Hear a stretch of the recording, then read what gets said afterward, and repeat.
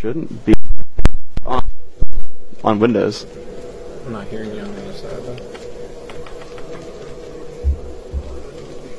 though. Can you hear me now? Is it working any better just yet? Hello, everybody. Hello? Is there a freak here? It's back, they say. Oh, outstanding. It happened to randomly start working. It's working. All right, we are back. Hello, everyone. And they're on the move. Okay, well, let me... I don't know if folks heard it. I was making a comment about Ash. Ash has a particular axe to grind against the Noxian champions and the Noxian element, mainly because with the foundation of Freljord, that actually stopped the Noxian advance into her homeland. And with her now basically being the queen of Freljord, I think she has a lot to prove in this particular match. Yes, and congratulations, of course, to both Ash and Tryndamere. Yes, the new king and queen of Freljord. Yes, absolutely. So right now we're seeing the Summoners basically take their, as we call them casually, lanes on this map. Different teams actually choosing different strategies. We see that the Ionian team is actually splitting up quite a lot. They're actually looking at these lines of sight. If we turn off some of the sight modifiers here, we see that the Noxian team doesn't actually see much of the map. They're actually all grouped up together. Scion will be taking over this ancient golem camp, which spawns in about 30 seconds. I wonder what their strategy is in doing something like that. So they're playing much more of a passive game. Edwy is their, as we call him, jungler, who will be running through the forest, the jungle, killing various monsters, and they're simply holding the rest of their team to protect a very common avenue of entrance. If they came from up here through this area, Scion would see him and would be able to run away. And if they came through the other common entrance, the entire team was there watching that, and they could escape as well. Interesting. On the other side, though, we see that the Ionian team, they have scouts set up across the map. Kennon's over here. They had Udyr coming towards the back. They had Ash camping in this brush, so they could see all of the common inlets to the jungle at all, but weren't actually ready to prepare to defend themselves if something actually happened. They could just see it and retreat. So a little bit of a different playstyle right off of the bat. Grouping up versus vision, basically. So the top of the lane are two of the main mages for each team. Vladimir, the Noxian mage, is as some would call him, a blood mage, is a hemomancer. A hemomancer. Yes. My apologies. That's all right. I'm not one who knows many definitions. I just call it as I see it. But certainly he's good at healing himself. He does a lot of damage. Actually, uses his own health as fuel for his abilities. So the bans for each team, there's one ban given to each team, and the bans were Rammus, which was banned out from under the Noxian team, and Shen was banned away from the Ionians. And so both teams actually banned out tanks who could also jungle, which was seemed to be a very hot topic between them. When you're given very few champions, there's only so many champions that do multiple things at once. Oftentimes you just have just a tank or just a jungler, and those were champions that served multiple roles very, very well, and they're very common to ban in a sort of limited champion environment, as when you only pick champions from your side or your own mercenaries. These multi-purpose champions are you're very wise to get rid of them to limit your opponent's choices more. So, for example, the Noxian team running jungle Scion is very, very rare. We don't see that very often. Certainly powerful. We can see Edwy is doing a very good job with his Scion, but it is not something that we would normally see when summoners are given a free-for-all over any champion to play. Do you think that sort of unique strategy would prove maybe the hinge point that turns things into Noxus's favor? I think it's valuable. Having a jungler at all is certainly very wise. But Ionia has a great bit of power in that Udyr is actually a common sort of jungler choice as well. And so they don't really feel hindered by this. This is very standard to see how summoners play this way. And so I think they feel a little bit powerful that way. They're like, yes, we get jungle Udyr. He's sort of used to this. Our summoners are used to playing Udyr in this manner. Whereas Scion is normally a laning champion, and so experience actually is a little bit in Ionia's favor right now.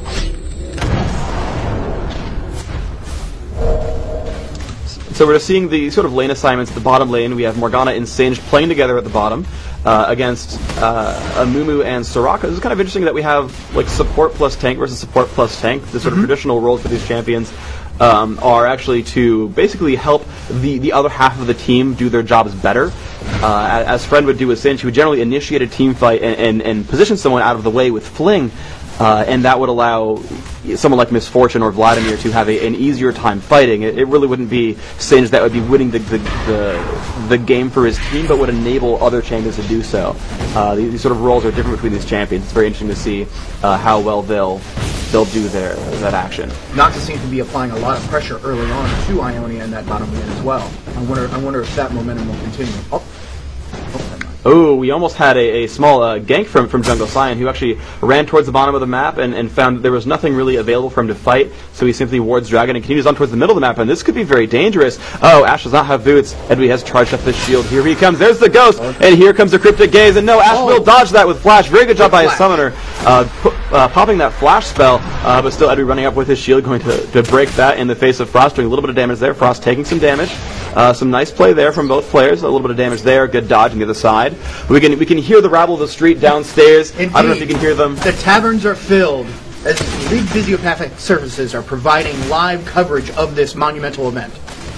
Absolutely, absolutely. So, a lot of interesting things are going to happen here. Now, we actually had a question from the audience. They had asked who won the last time these two city-states fought in an official battle. It was actually a rather short event as Noxus crushed Ionia handily. In fact, the event took so short of amount of time. There was some talk of there being some sort of deal making through the political halls. Let me interrupt you real quick. As Morgana lands the Dark Finding onto Udyr. Udyr's getting taken down, and where Ken's trying to get into the fling. Garza is still putting damage off onto Cyan. Cyan is now being forced to retreat, but there's the Turtle Shell, and Garza will be getting away. And New Illusions with a Mumu running with the rest of his team. There's another Dark Finding. It will not hit anything though, and there's the flash from Soraka. Yeah, 4 on 3, wow. And no one died. No one died. Impressive. The Ionian champion's barely getting away. It seems like Ionia's learned the lessons from their previous attempt here, and they're not taking Noxus for granted at all. Absolutely. So, sorry, continue about the last match. It was very short. Certainly. So it was very short, and Noxus handily crushed Ionia. Of particular note, Soraka has a lot to prove in this particular match, where a number of people well versed in the tactics of the battle arenas felt Soraka had really underperformed in that last match.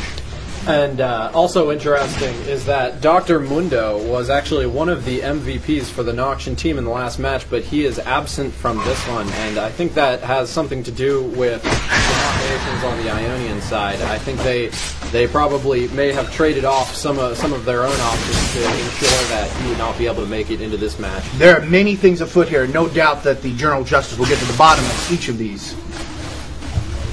Alright, so yeah, and the interesting thing enough is the summoner known as Roku, who, if we can find him somewhere around here, he is... I actually don't see him anywhere. Is he not... Oh, he's not playing in this game. Or... Wow, I'm clearly just saying things completely wrong. I apologize. Never mind. I remember... Oh, there we go. Roku. There he is. I was looking at the wrong team entirely. I completely forgot the summoner's allegiances. I was like, I don't see him. Yes, Roku is playing Misfortune, and he's actually a summoner known for playing Dr. Mundo. He actually came up to me a few days earlier and expressed his interest in summoning Dr. Mundo for this match. Oh, Guardsman Bob coming in from the behind, getting slowed down, but this is going to be very dangerous. Udyr is doing a ton of damage. There's the Enchanted Crystal Nail. Frost will get that kill. First blood. Frost has taken down Misfortune. Roku in a very bad way. Very good job by... That has to be a rude awakening for Noxus, that Ionia is bluntly not playing around in this match. Ionia has so much at stake, so much at stake. And Eclipse indeed yelling out for Ionia in all caps. He is certainly very enthusiastic about this game. The high command is sweating bullets in Noxus right now over this particular match, and that cannot be a good start for the evening for that.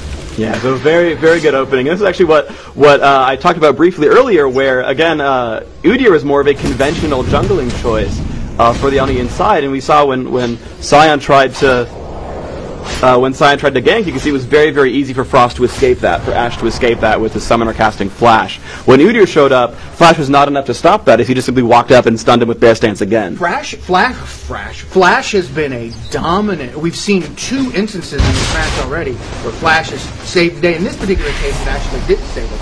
But Flash... which champions are currently using Flash in this? Do you happen to know? So we can actually pull this up right here, and actually there's only very few uses of it. So interesting. The Noxian team only has Roku and Poison Iden, which is Misfortune and Vladimir, the 2 sort of parry type champions who are very adept at dealing lots and lots of damage at once, and they're really the ones who need to survive to make this work well for them. So that's actually a very common choice. If you need to survive, you pick more defensive summon spell options so that you as a summoner can save your champion from danger.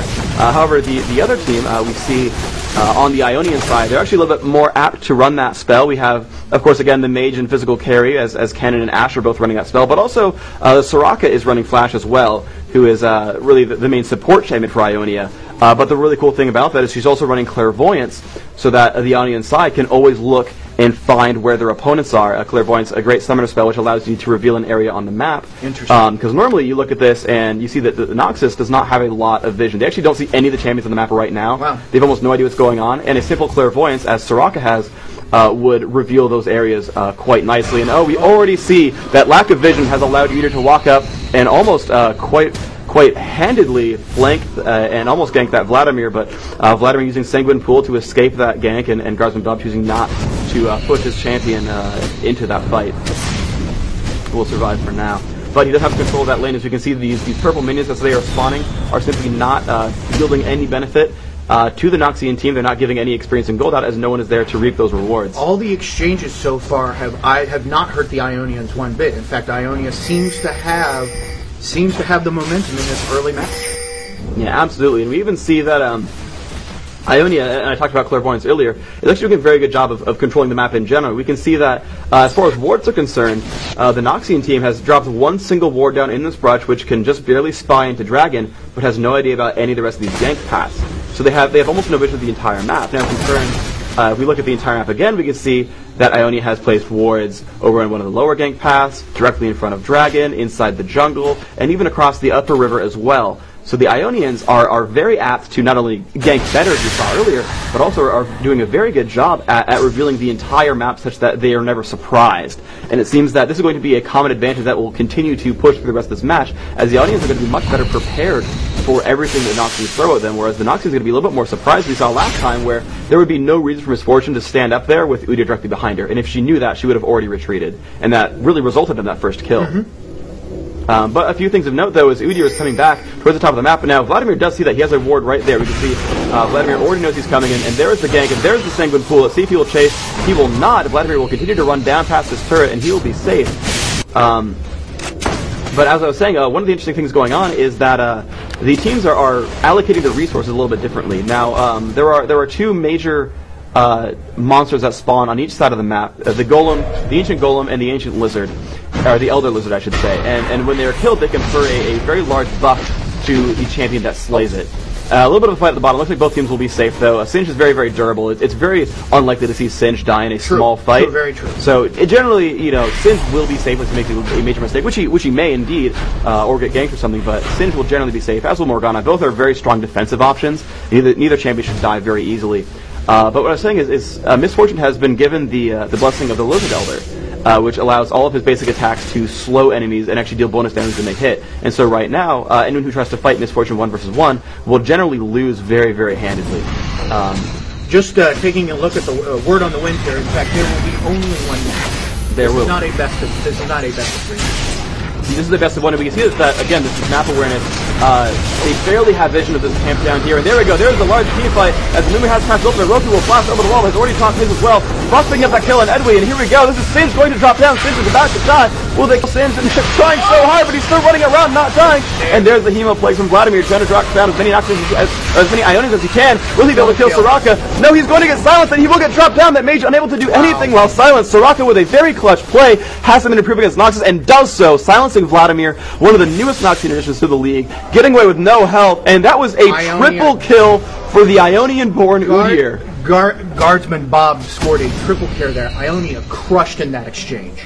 Absolutely crushed. Noxus cannot be happy about this outcome. That was harsh. This is now 5 kills to 0. Every single one of the Noxian champions has died, and none of them have killed anything. I believe the Dragon kill also went to the Ionian team. Now, for those of you unaware with a lot of these neutral buffs on the map, the Dragon, when it dies, confers a large amount of gold and experience, not only to champions nearby. If you partake in killing the Dragon, you get some experience, but anyone on the map on that team will gain just globally golden experience as well, which will set your entire team up a very significant amount. You get about, if you add the benefits together, it's about worth killing 2 champions. So if you count this purely in champion kills, it's as though it were 7 to 0, which is a very, very huge advantage. It's a very, very strong thing to have happen for your team.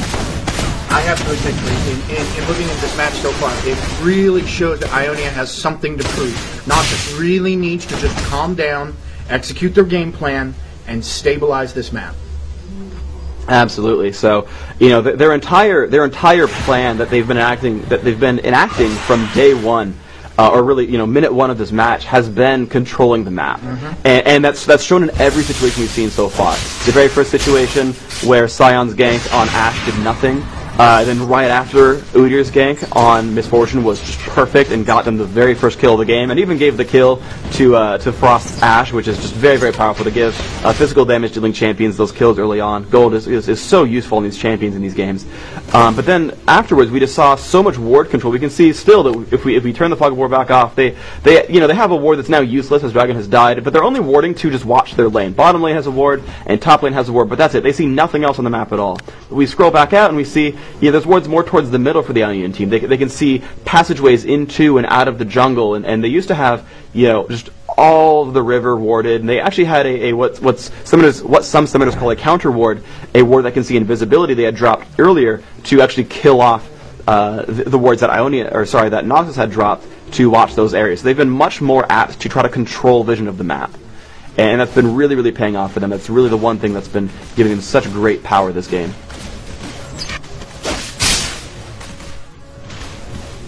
Needless to say, there is so much at stake right now involved in this particular match. Of particular note, should Ionia win this match, the resolution, according to the League of Legends, will be that Ionia will have their 3 provinces freed from Noxian control, and they will be restored to the rightful ownership of Ionia. Should Noxus win, Noxus will have permanent ownership over the 3 territories, and in fact, Ionia must yield certain governmental rights to Noxus within the Ionian seat of government. So a lot is on the line here. Oh, and there we go. They are now diving onto this Vladimir. I believe he's already using full. Guardsman Bob's going to pick up another kill. He's now on a rampage. That is a 4-0 Udyr doing such great things.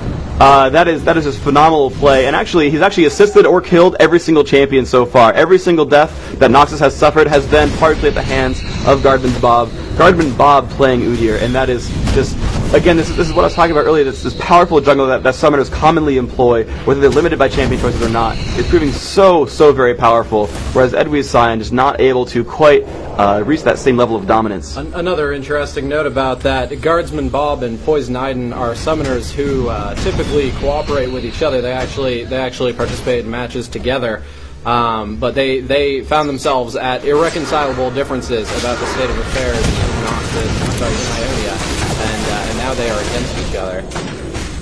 Yes, indeed. So even longtime friends just partaking in this political debate and just choosing sides. And now Guardsman Bob is back, and he has jumped onto Edwy, and Edwy is being slowed by the blessing of the Lower Elder. And there comes Eclipse into that fight as well. Not really necessary, trying to get a piece of that action, and actually stealing the kill away from Guardsman Bob. Wow. Which had to be intentional, but I think it's hilarious.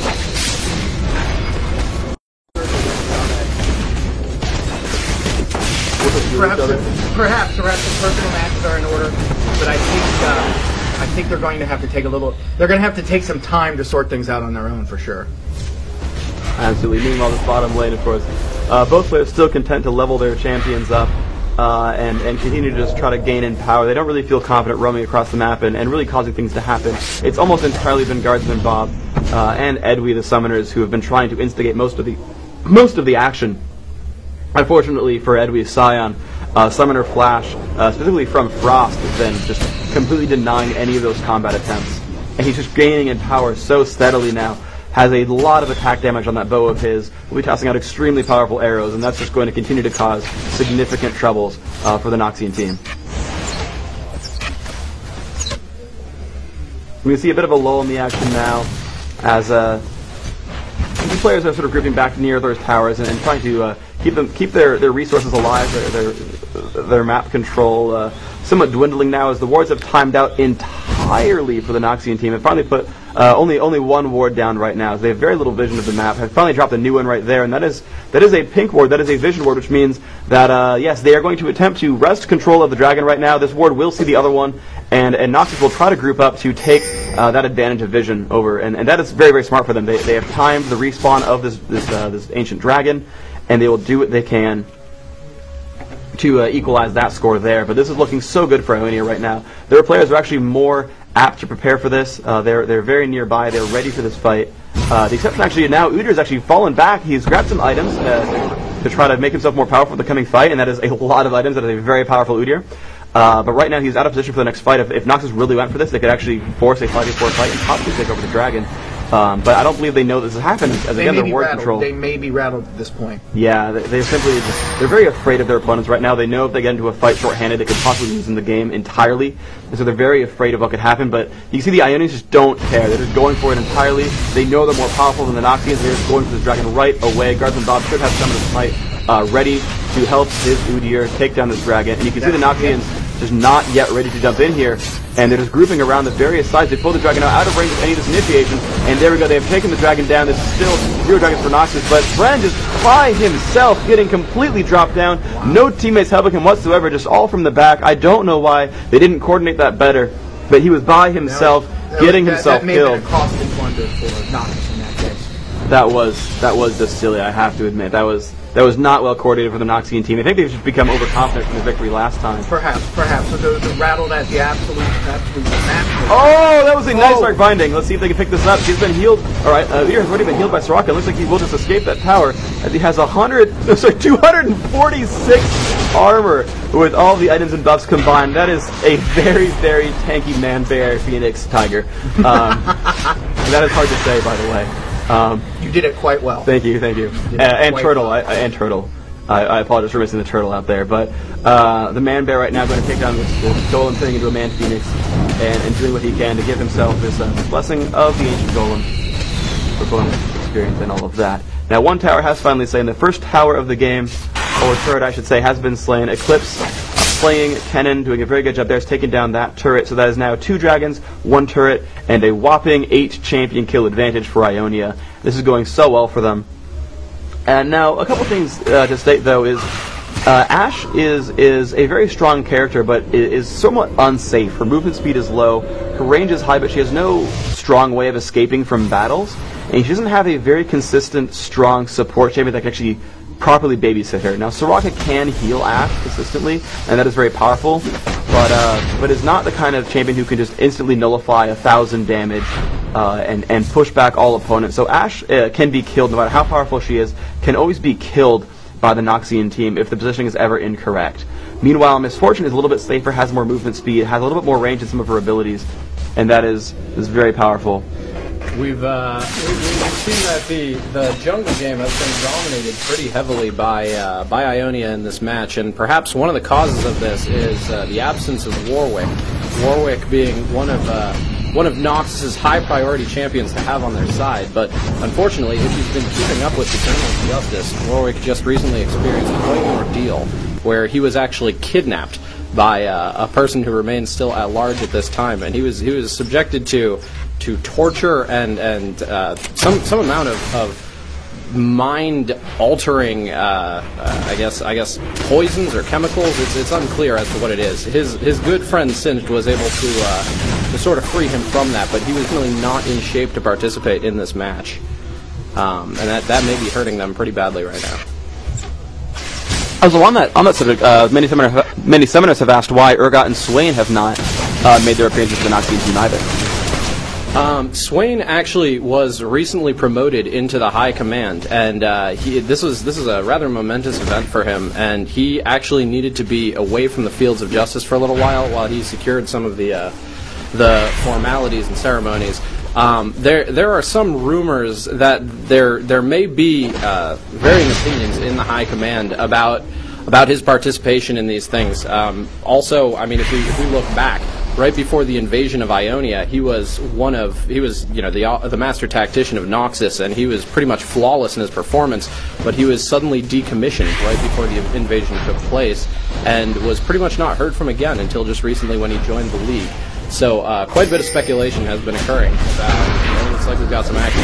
Here we go, and Amumu is the center of attention for us, getting dropped down. The Morgana will fall. That is another kill for the Ionian team. They're now trying to chase down on Cyan. It looks like Cyan is in very bad shape, and he will drop down as well. That is now 10-0, the score for Ionia, and they are grouped up to push down to this bottom lane very, very powerfully. They have now walked across Vladimir, and this could be very scary for them. As Meteor is jumping all the way in, and they're going to drop down whom they can. And there is Friend in the middle of everything with his Singe, and that is a lot of damage. Amumu landing the bandage toss, and yes, Singe will go down. Vladimir is still standing alone now without anyone else to help him. There's the Hemo Plague, and that is some damage output, but looks like the Ionians are still safe. And now Kennen has come across and helped us out as well. And oh no, Vladimir has been taken down from behind by Frost and Eclipse. And now it's just Roku playing Misfortune, trying to hold alive for the Ionians. This is a 7,000 armor Udyr refusing to take any damage.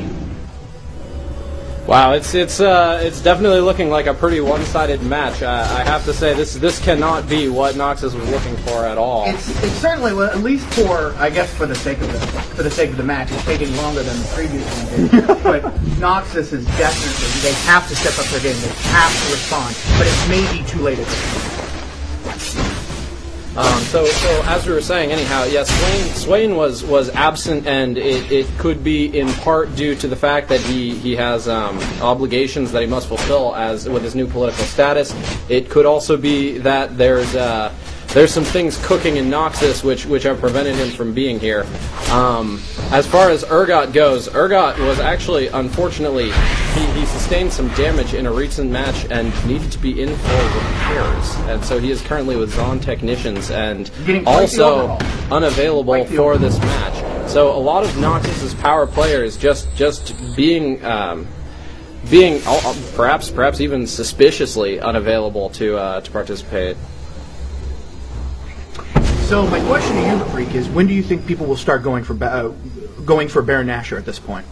I think or is that even a necessity at this point with the domination that's been going on? I don't know if it's a necessity. So Baron Nashor is a risk. If you go for it, you're convincing yourselves that your opponents will not find it or find your plans, and if they do, they will not be able to react to that in time or sufficiently.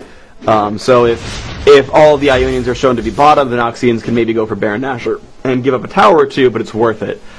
In this case, Ionia really has no reason to take down Baron Nashor. They've been winning every teamfight consistently. They've been consistently controlling the Dragon as well. And again, we just see the entire Ionian lineup just prepared for Dragon immediately. The Noxians still trying to run across the map to group up to this. And oh no, Poison Iden has disconnected from the game. The Vladimir will be going back to the summoner platform. I have no idea what happened to him just now.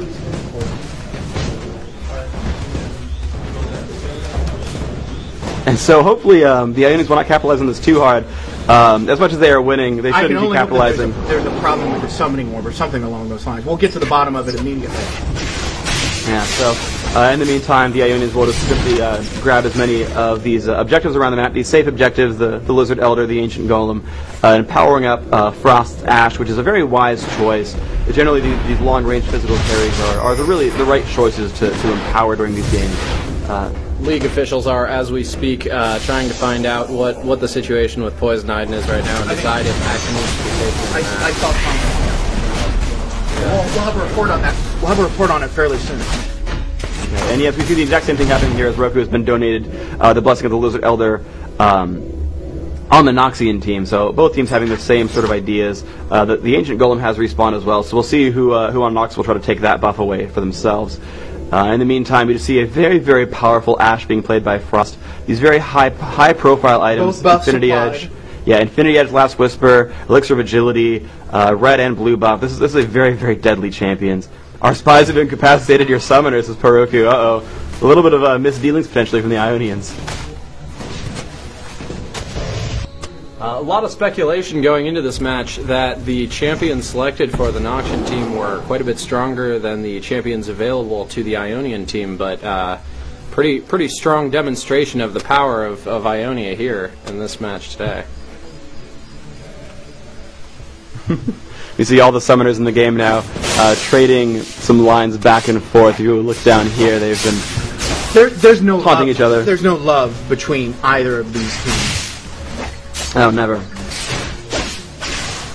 So we'll see. Yeah, we see Ionia not making any large reason to push. I would be surprised. A bit of honor between them, actually. I would think that Ionia, especially with the axe to grind against having lost to Noctis last time, would press the advantage in the 5v4. But it seems like that they're just sort of casually taking their time. I can only imagine that. I can only imagine at this point that unless Noxus really gathers themselves and draws a line in the sand, tries to get back to their game plan, maybe they can pull something out. But it seems doubtful, especially with them being down one summon currently for unknown reasons. Yeah, I think I actually have an idea. So, 7 years ago was the last conflict, and the council had stated that it would be 15 years between before Ionia could ask for a rematch in order to determine the fate of those lands, and here we are, only 7 years later. Absolutely correct. If my 7 years is correct. No, I believe so. I believe so. The primary thing there, again, Noxus feeling supremely confident, wanting to make a public display of their generosity in the circumstance, agreed to the rematch early, provided that the conditions of being incorporated into the Ionian government were met. But this seems to have really backfired for Noxus. Yeah, and I think the Ionian plan right now is to not give Noxus a reason to get a rematch too early. They feel very confident in this game that they feel like they will secure their lands away from Noxus, so they don't want to give Noxus a reason to appeal.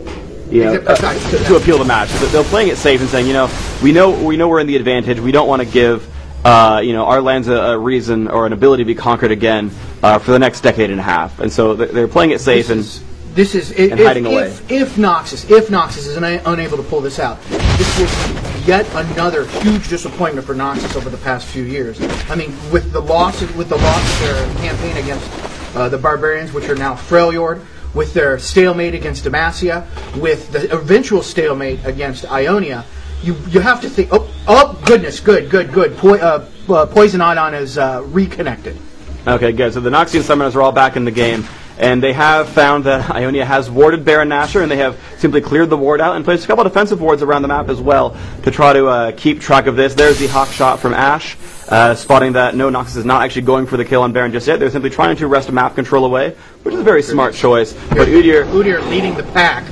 Yes, has come across. Oh, there's the ghost, and there's the Ash and the Dark Binding. They will land on Scion in the back, but he will be running away. Can Udyr catch up? No, it looks like they're going to be okay with these shields. Will they be able to drop down? No, the rest of the team's still looping around the sides, but Ash coming through the jungle. To look at the fear, it's literally a 4v1. But now they've stopped and turn around. Oh, this is very dangerous. There is Ken in the middle of everything, and they're still waiting for Amumu and Soraka to gain in. And yes, they have dropped down Morgana, and this is very, very dangerous. The Ionians are in very good shape right now. This Vladimir is alone, and Edwy has dropped down. That is 3 dead Noxians. Ionia is still 5 strong. They're trying to jump down onto Singe. Can they do this? He's leaving a poison trail behind him. That will hurt the rest of these Ionian champions, but no, they are still diving down into the space. Will Singe drop down? They have exhausted Ash, and yes, there it is, a legendary Guardsman Bob, a legendary Udyr. This is...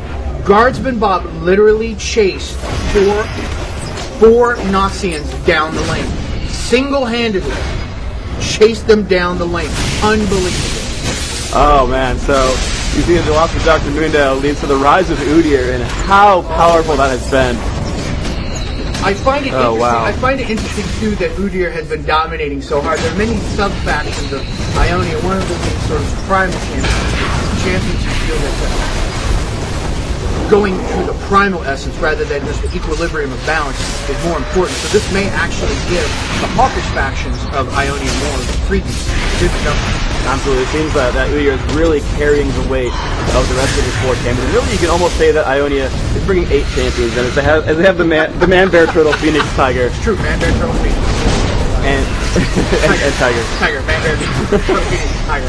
We'll get right. And 4 of the champions, and there we go. Oh, finally, the very first kill, Neo Illusions has been dropped down. But Frost still coming in here, going to try to chase on Morgana, and so much damage output. Morgana being dropped down by Ash, and oh, the silence onto Vladimir. A very good play by Soraka, silencing Vladimir so he could not escape, and they are now on to the Noxian Nexus. And I want to say that one 8 times fast. Noxian Nexus. There goes that inner tower, and now the Nexus is, well, there's one more inner tower, but the Nexus is essentially open. Yes, and this is very dangerous. Now, they're certainly very far into the opponent territory. Frost is out of mana.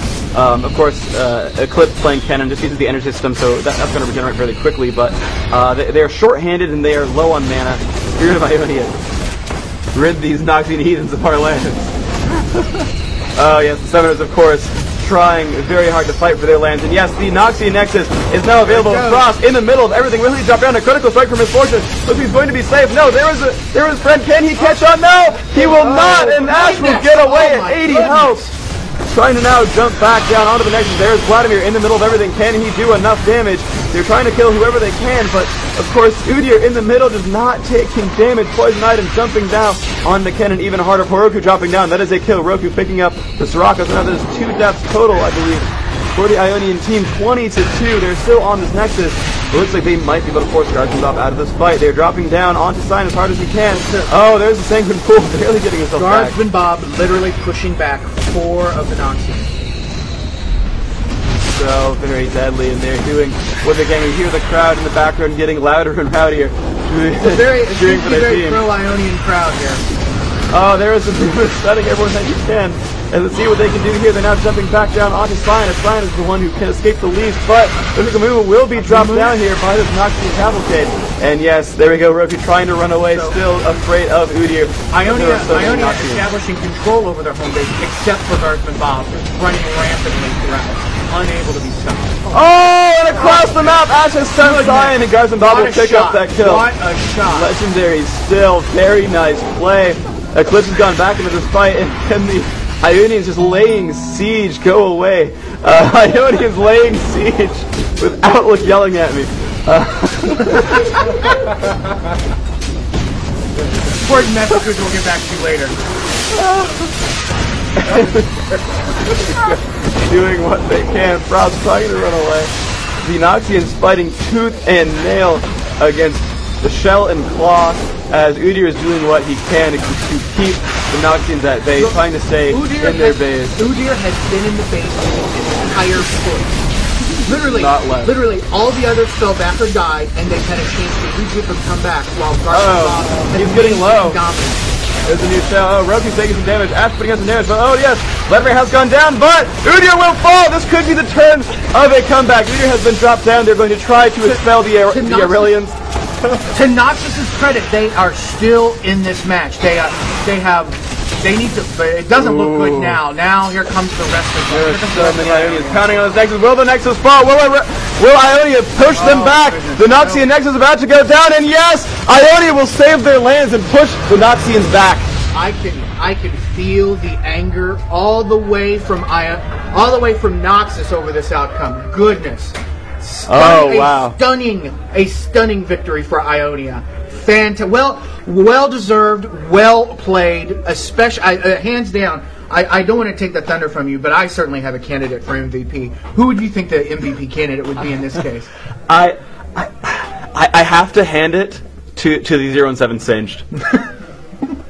I think. I'm going to disagree. Okay. I'm going to disagree. Well, certainly Ash deserves a big nod with 9